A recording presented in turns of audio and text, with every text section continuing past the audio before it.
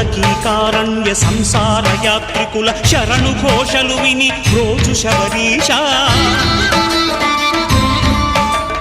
పాపాలు దోషాలు ప్రక్షాళనము చేయు పంపా నదీ తీర ఎరుమే నివాస నియమాల మాలతో సుగుణాల మెట్లపై నడిపించి కనిపించు అయ్యప్ప స్వామి సంక్రాంతి సజ్జోతివై అరుదెంచి మహిమలను చూపించు మణికంఠ స్వామి కర్మబంధము బాపు ధర్మశాస్త్ర